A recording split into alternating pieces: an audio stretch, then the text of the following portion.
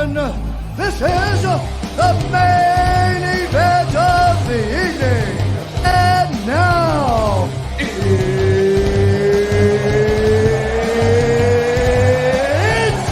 time!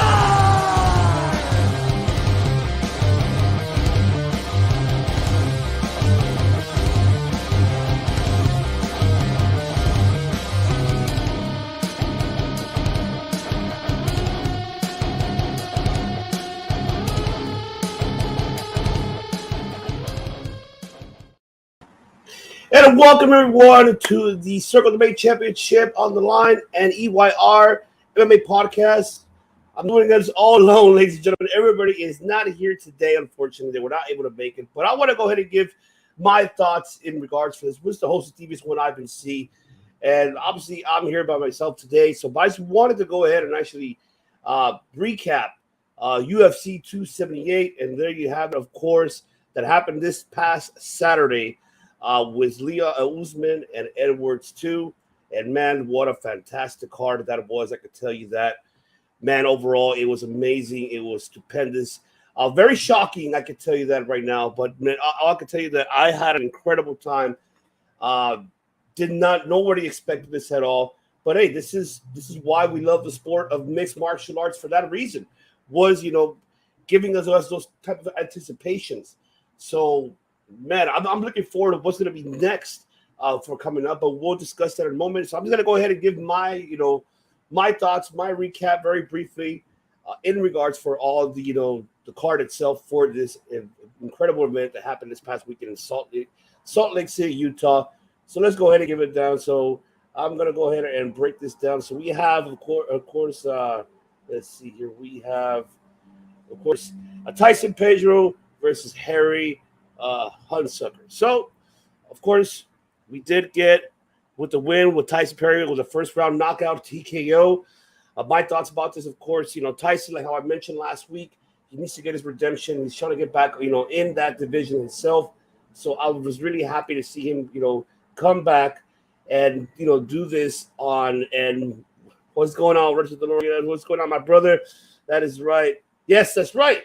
Because it is Kobe Day today. That's why I'm wearing the Laker jersey for that reason. Because that's Kobe Day. Mamba Day. Mamba mentality, ladies and gentlemen.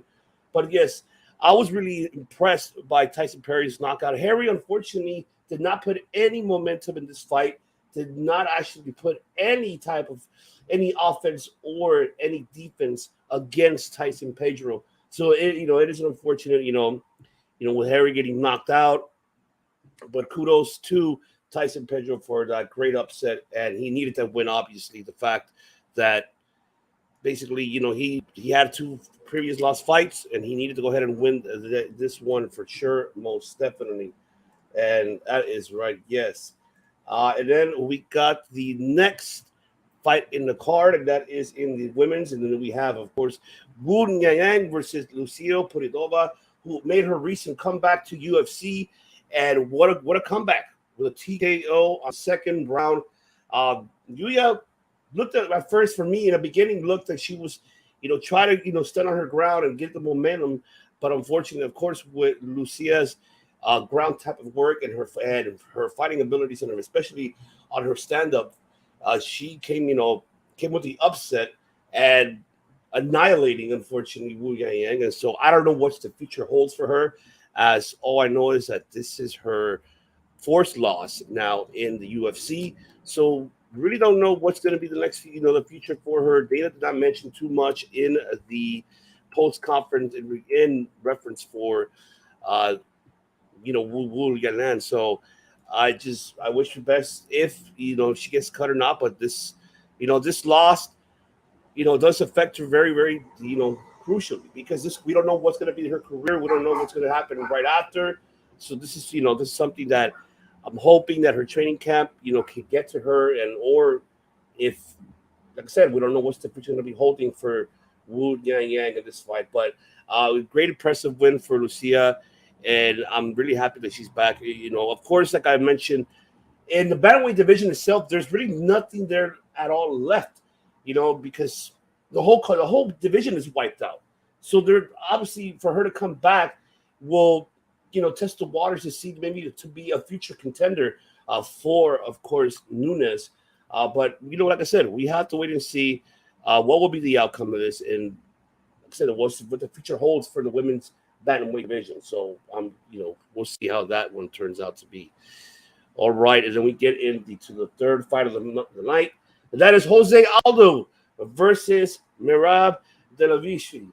So, of course, last week we did mention that this fight was going to be a ground type of fight, a challenge for Jose Aldo on this one because of, mind you, with all the abilities that Merab has on the ground, on sambo and on his jiu-jitsu, compared to also with Jose Aldo. Mind you, once again, Aldo has never been tested when it comes to grappling on the ground or, put his jiu-jitsu, capabilities in actual fight. Most of his majority of his fights has always been stand-up, which if you notice in these couple of rounds, Aldo basically try to, keep the momentum going in the stand-up, avoiding the ground type. But within the last round, we did see Merab actually go ahead and going after for those holds and try to keep Aldo and just gaining those points, in which Merab did do that. So Merab, of course, with the unanimous decision, winning this fight. I really enjoyed it. I know Dana White, unfortunately, was not really pleased about this fight, the fact that because the crowd wasn't in it. Let me remind you one thing, that obviously, of course, you have to understand that Merab's fight, the way how he is and what he brings to the table, especially his attributes, this was expected to be a ground type of fight. And of course, Aldo we tried to avoid it the whole time. And I know that after the fight, Aldo mentioned it to Merab. I'm not sure if it's confirmed or I'm not sure if we still have to wait what the future holds for Jose Aldo, because Aldo did say, thanking, praising Merab that this was possibly his last fight. And if it was his last fight, then we will have to wait and see. And what's the future for Jose Aldo? Because mind you, once again, UFC they just renegotiate a new contract. They just signed with a big television network out of Brazil. So this is going to be more, what's going to be the future of your fighters, especially maybe from Brazil, mainly Jose Aldo, who is very well liked in Brazil, and he's a national hero for them. So we're hoping that Jose Aldo, he looks in great shape. He still could go, at his age. Fantastic work from Jose Aldo. So I'm hoping the future for Jose Aldo, I hope he stays. And absolutely, yeah, he is he's a legend. He is a future Hall of Famer. That is a fact. So I'm looking forward to see what the future holds for Jose Aldo. And I'm hoping that he's able to actually continue to be in the UFC, or if not as a fighter, maybe something in the role, backstage, anything in backstage or announcing, commentating, Oh, absolutely, yeah, hell yeah, he is a valid Hall of Famer, that's for sure. All right, and now we get into the co-main event of this fight, and this is the one that I said that it was going to be not the best fight overall. It should have been Jose Aldo and Merab. However, though, this fight really did impress me, and it was very entertaining, I can say. The fact that we have these two individuals that has not fought within the 2 years and been postponing fight after fight after fight, and they finally made it happen. Paul Costa versus Luke Rockhold, and man, what a hell of a performance! Kudos to them. I gotta give it to them because they did a phenomenal job putting, entertaining us, the fans. They absolutely did that. There was a moment though within the third round that, of course, Luke Rockhold had a 5-minute break because of the accidental low blow. But he actually took 90 seconds, and he ended up getting back into the fight, and did not expect that from Luke Rockhold. And he put his heart out in that octagon, and down to the last few minutes, seeing him also, dropping Costa to the ground and having him down, smearing his blood all over him. And I was just like, wow, Luke Rockhold amazed me of him just doing that. Of course, Costa, picked up the win in unanimous decision, but of course, Costa did dominate it the first 2 rounds with a heavy right punches, and of course, the kick right into the abdomen. So I got to give it to, of course, Paulo Costa. He did an incredible job. I know they asked Dana White the future of Paul Costa, which we do not know what's going to be the future holds for him, as his contract will be expiring soon. And then on Luke Rockhold, Dana White interviewed on the post fight, asked him what's next for Luke Rockhold. Luke Rockhold mentioned he's fucking tired. He wants to retire.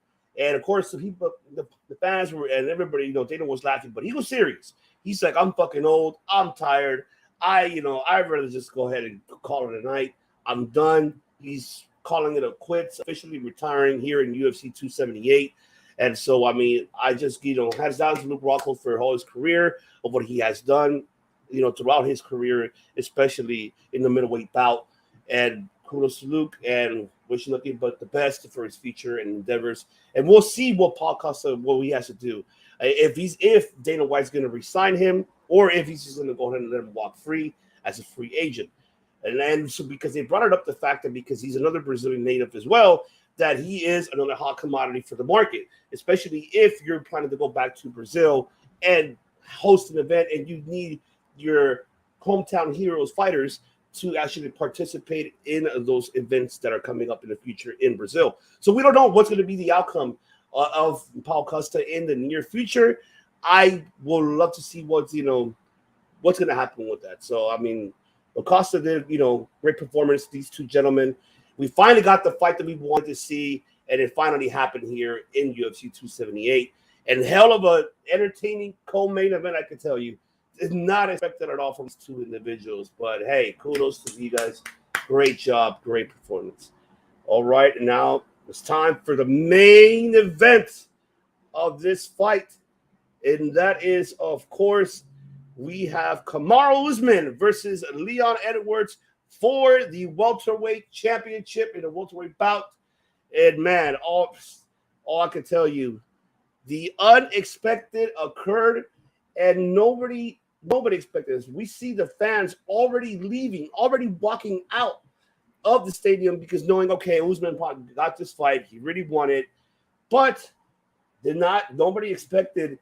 Right within 4 minutes and 4 seconds in the fifth round, we get the unexpected from Leon Edwards, and I had me jumping off of my chair, and I'm like, wow, I could not believe it. But let's hear from and that is the reaction back at his gym in Birmingham, England.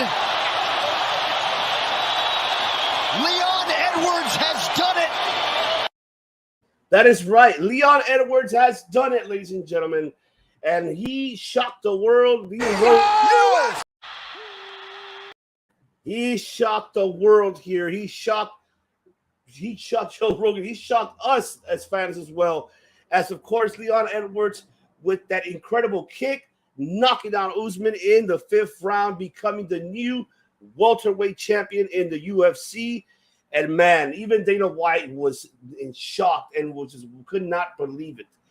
A lot of things I could say there were a lot of cons in this fight for Usman, for my opinion. Like I said, I know we have my other MMA experts, but my thoughts in this is Usman came in with ego, and what you have to, of course. Confidence and ego is not a problem.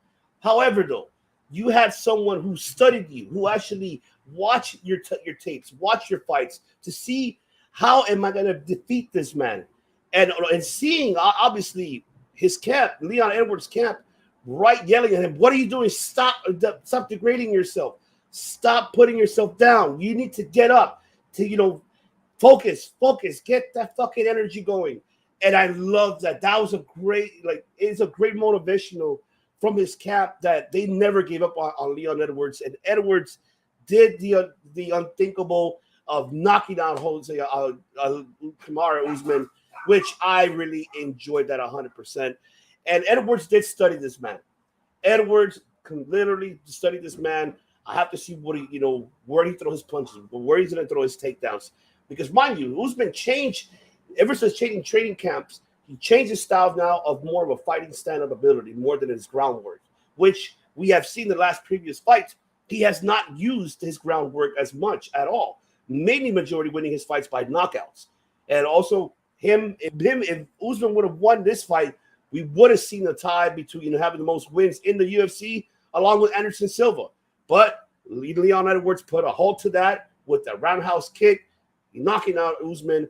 And another thing too that I wanted to go ahead and get everybody the attention is that Edwards dropped Usman for the first time. Usman has never been dropped in the octagon at all. Never been dropped at all. If you go back to his previous fights, we have not seen that. And this is the first time that we see Usman on his back in the octagon. So, I mean, congratulations to Leon Edwards to put one hell of a performance. And I really enjoyed it. And I was really, really happy for Edwards now becoming the new UFC welterweight champion. All I know is that Dana White in a post conference, when they asked him, so what are your thoughts of this fight? There has to be a trilogy. And of course, there has to be a trilogy here happening in this, between these two individuals. Dana White mentioned he wants to do it in London this time, was considering of doing it in Wembley Stadium, having an outdoor event. But he remembers that he cannot control the weather. Mother Nature is a whole different story. So we don't even know if that is a possibility that could happen. So right now, through the whole end of the year, the UFC is stacked with amazing, fantastic matches that are fights that are coming up. But this here itself, seeing, Leon with the win, and then of course we saw the aftermath, him partying up with a slice of pizza. So hey, well deserved, Leon. You did well deserved it. Usman, of course, he's in good spirits. He came back the next day, so he's in good spirits. He's gonna come back and, pretty much test, relook at the tape, see what his mistakes, and actually we'll see that trilogy. My thing is as well now in this division now, it puts Kamaru Usman number 1, Covington at 2, and now we see Masvidal actually now calling out Leon Edwards to get his title fight. But I don't think they deserve those fights. I honestly feel that there should be the trilogy immediately booking the trilogy fight for this, and then we can see maybe Covington, who is in that. And then, of course, we got another upcoming contender in that welterweight division, Khamzat Chimaev, who will be fighting coming up in UFC 279. So that's something that we have to wait and see, once this trilogy is booked and see the outcome of it, of what will happen, then we can see who will be the next contender. I feel with Chimaev, him winning, which as a matter of fact, I will show what's the next card coming up. And that is, of course, let's see here. And there you have it. You have Chimaev and Diaz, and that is UFC 279. And that's happening, ladies and gentlemen, on September 10th, which I'm looking forward, because that's going to be an incredible stack card. So much happening on September 10th, and this will be in Las Vegas as well. So I feel, Chimaev with this win could grant him the title shot, the winner between Usman and Edwards 3. This should be the contender. If Chimaev overcomes defeating Nate Diaz, which Nate Diaz, another legend himself, another Hall of Famer. And I mean, we have to wait and see. We have to wait and see what's going to be the outcome of who's going to be fighting Leon Edwards now that he is the UFC welterweight champion. So I'm looking forward to see that division is now getting more intrigue. It's now opening the doors to a lot of fighters. However, though, you still have Usman in that division, and he will get his rematch. If Usman does not accomplish of regaining the UFC welterweight bout, then guess what? It does completely open the doors up for that welterweight division, especially like how I mentioned, Chimaev, Covington, Gilbert Burns kicking back on the map, Bella Muhammad, Geoff Neal, and Masvidal, another one, Vicente Luque, but unfortunately Luque in his last previous fight where he lost really dropped him down to the ranks of number 10. So it really, probably put him down to 11 as we see I'm seeing the rankings as of this moment. Luque is not going to be up there anytime soon. He needs to climb back into that top 5 rankings once again, and that devastating loss that he lost previously did affect him very much. I was expecting Luque, because I'm a Luque fan, and I was expecting him to at least be the next contender, but his last fight that he lost, unfortunately, did not pay off for him. So like I said, I'm looking forward to see what will occur next. And like I said, the next fight we do have, ladies and gentlemen, is once again UFC 279. That is it is Khamzat Chimaev versus Nate Diaz. You got Tony Ferguson versus Lin Jinlan, Johnny Walker versus Ian Kutalaba, and you have Shamir Arad versus Shala Almeida. And so I'm looking forward of this fight coming up soon. And it's once again September 10th. We'll be back here once again with the whole crew this time. Like I said, of course, they're not here tonight. They took the night off. Had a person, obviously personal matters that had to be attended to. But I wanted to let it digress, and I wanted to, I needed to let it out. And I was really, like I said, I was expecting different here in this UFC fight, but I was entertained. And I was, oh man, like I said, Rogan. And that is the reaction back at his gym in Birmingham, England. That's right. Seeing Rogan just, oh man, it amazes me, man. Like I said, congratulations to Leon Edwards once again for winning this prestigious title. So, give us your thoughts. Comment right below, ladies and gentlemen. Don't forget. This is a short, brief live, of course, and I appreciate everybody who tuned in and listening and watching. Don't forget to also subscribe and follow us on social media and to our other one, the Championship on the Line podcast, Coach Rage as well, Engage, and of course, Us Circle Debate and Fake Destroyed. Make sure you follow and subscribe.